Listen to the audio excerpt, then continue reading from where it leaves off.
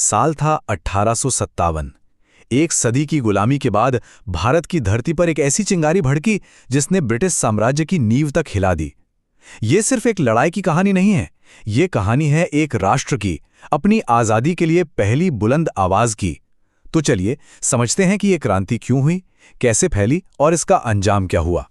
देखिए, इसे अक्सर सिर्फ एक सिपाही विद्रोह कह दिया जाता है, पर यह उससे कहीं कहीं ज्यादा था।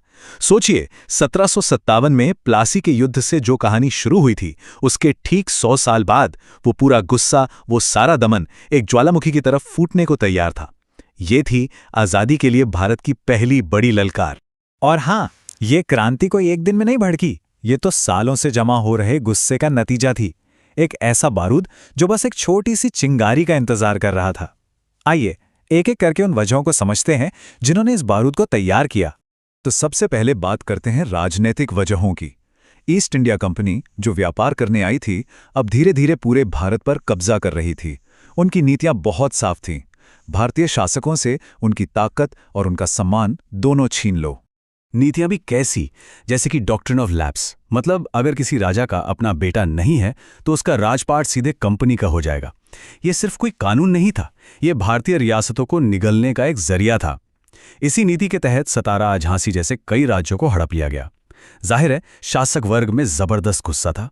अब देखिए, बात सिर्फ सियासत की नहीं थी, कंपनी ने भारत की अर्थव्यवस्था की भी जैसे कमर ही तोड़ दी थी। उनकी सारी आर्थिक नीतियों का सिर्फ एक ही मकसद था, भारत को कंगाल करो और इंग्लैंड की तिजोरी भरो। चाहे वो परमानेंट सेटलमेंट हो या रैयतवाड़ी सिस्टम, हर तरीके का एक ही मकसद था, किसानों से ज्यादा लगान वसूलना। नतीजा, किसान कर्ज के ऐसे जाल में फंसते चले गए जिससे निकलना नामुमकिन था। वो देश जो कभी सोने की चिड़िया कहलाता था, उसकी दौलत इंग्लैंड भेजी जा रही थी और यहाँ के लोग गरीब से और गरीब होते जा रहे थे। और मामला यहीं नहीं रुका। जमीन और सत्ता के बाद अंग्रेजों ने भारत के सामाजिक और धार्मिक मामलों में भी दखल देना शुरू कर दिया और इससे भारतीय समाज पर एक सीधा हमला माना गया। अब अंग्रेजों को तो लगता था कि वो भारतीयों को सभ्य बना रहे हैं, लेकिन यहां लोगों को लगा कि उनकी पहचान, उनका धर्म, उनकी संस्कृति सब कुछ खतरे में है। ऊपर से नस्ली भेदभाव तो था ही, जहां भारतीयों को अपने ही देश में नीची नजर से देखा जाता था।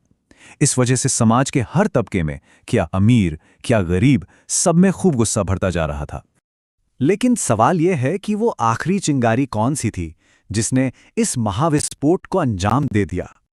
और वो चिंगारी एक सिपाही के रूप में आई, एक ऐसा नाम जो भारतीय इतिहास में हमेशा के लिए अमर हो गया, मंगल पांडे। यहीं से विद्रोह की आग भड़की।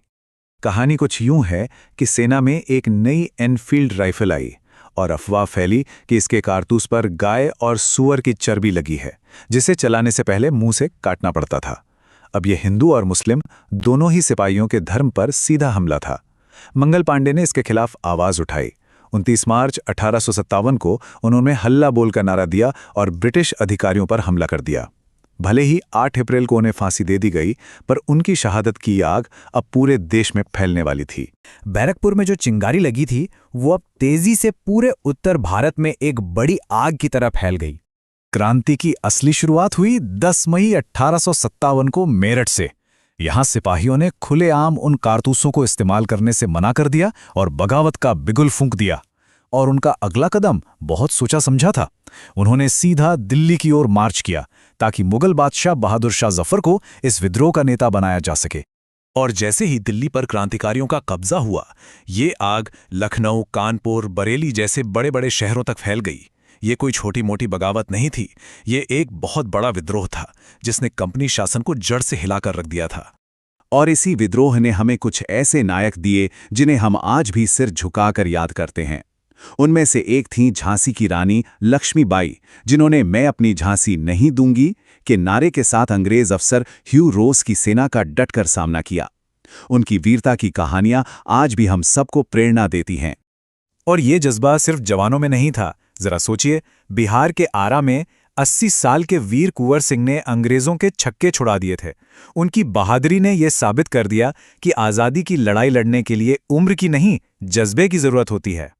इसके बावजूद ये महान क्रांति अपने आखिरी मकसद तक क्यों नहीं पहुंच सकी? जून 1858 आते आते अंग्रेजों ने इस विद्रोह को बड़ी बेरहमी से कुचल दिया। ग्वालियर में क्रांति का अंत हो गया। पर सवाल वही है, इतनी बड़ी लड़ाई आखिर नाकामयाब क्यों हुई? तो देखिए, इसके पीछे कई बड़ी वजह थी। सबसे पहली बात, ये विद्रोह पूरे भारत में नहीं फैला, ये ज्यादातर उत्तर भारत तक ही सीमित रह गया। दूसरी बात, भारत का जो पढ़ा लिखा तबका था वो इससे दूर रहा। शायद उन्हें लगता था कि ब्रिटिश राज भारत को मॉडर्न बना रहा है। तीसरी और बहुत जरूरी बात, क्रांतिकारियों के पास अलग अलग इलाकों में तो नेता थे, पर कोई एक सेंट्रल लीडरशिप नहीं थी जो सबको एक साथ लेके चल सके। और आखिर में अंग्रेजों को हराने के बाद देश कैसे चलेगा, इसका कोई साफ प्लान किसी के पास नहीं था। भले ही यह असफल रही, पर इसका एक ऐसा नतीजा निकला जिसने भारत के इतिहास की दिशा ही बदल दी। इस एक विद्रोह ने ब्रिटिश हुकूमत को यह एहसास करा दिया कि एक व्यापार करने वाली कंपनी के भरोसे अब भारत पर शासन नहीं किया जा सकता। इसी के बाद 1858 में गवर्नमेंट ऑफ इंडिया एक्ट पास हुआ, जिसने ईस्ट इंडिया कंपनी का राज खत्म कर दिया और भारत को सीधा ब्रिटिश क्राउन यानी महारानी के शासन के अधीन कर दिया। क्या यह सिर्फ एक विद्रोह था या कुछ और भी था? इस पे ना इतिहासकारों की राय आज भी बटी हुई है। एक तरफ वीडी सावरकर जैसे राष्ट्रवादी इतिहासकार हैं जो इसे भारत का पहला स्वतंत्रता संग्राम कहते हैं, तो वहीं दूसरी तरफ जॉन लॉरेंस जैसे ब्रिटिश प्रशासक इसे सिर्फ एक सिपाही विद्रोह कहकर इसके महत्व को कम करने की कोशिश करते हैं। नजरिया इस बात पर निर्भर करता है कि इतिहास को किसकी तरफ से देखा जा रहा है। तो हम इसे कैसे देखें? क्या ये सिर्फ चर्बी वाले कारतूसों पर कुछ नाराज सिपाहियों का गुस्सा था, या फिर ये वाकई में 100 साल की गुलामी के खिलाफ एक राष्ट्र की आज़ादी के लिए पहली संगठित ललकार थी? इसका जवाब शायद इन दोनों के बीच में कहीं है। और यही सवाल है जो 1857 की इस महान क्रांति को आज भी इतना महत्वपूर्ण बनाए रखता है।